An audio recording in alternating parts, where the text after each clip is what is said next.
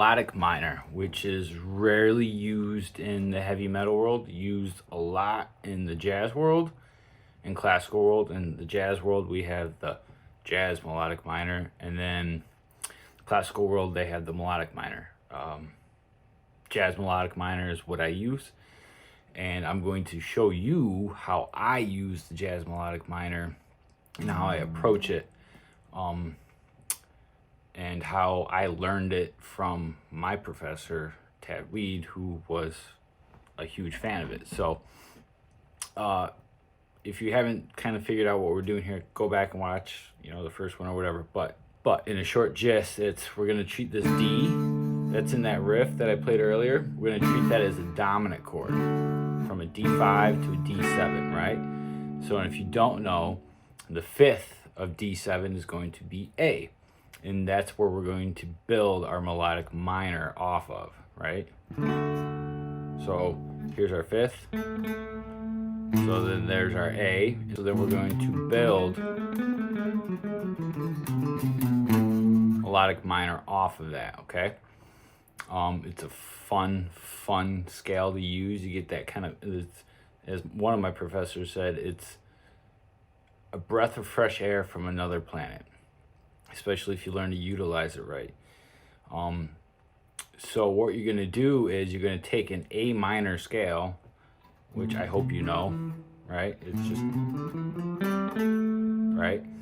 And then we're going to raise the 6th or the 13th, however you want to look at it, from an F to an F sharp. So we get, right? And then the real key of it is raising the minor 7th to a major 7th, right? So then you'll have that cool sound. And when you play it over a chord like that, you get that sharp 11, that diminished sound. Utilizing this scale over that, you get some really cool sounds, especially if you play it over this. You get like a minor sound. You play it over this, clearly you get that sharp 11 diminished sound, and then when you play it over this, you get a minor major sound, right? When you use it, you get that minor major sound, right? So you're gonna have a minor third, but also a major 7th, and then your 5th, right? And clear your roots, so you get this sound. Right, really cool sound. And then when you play it scale wise,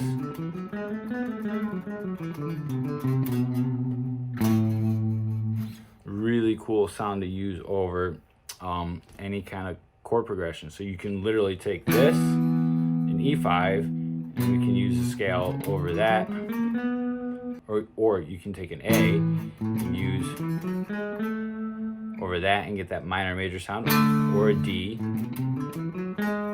There's your sharp 11, the G sharp. Then you get that sound, that tritone, that sharp 11, the flat 5, the diminished sound. Something that will set your solo apart. Big fan of it. Highly recommend utilizing it within your soloing and your writing. So if you have any questions, contact me. There's a link below for a PDF of this in more in depth, something that you can have and look back after, or you can watch my ugly mug over and over and over again, wherever you like.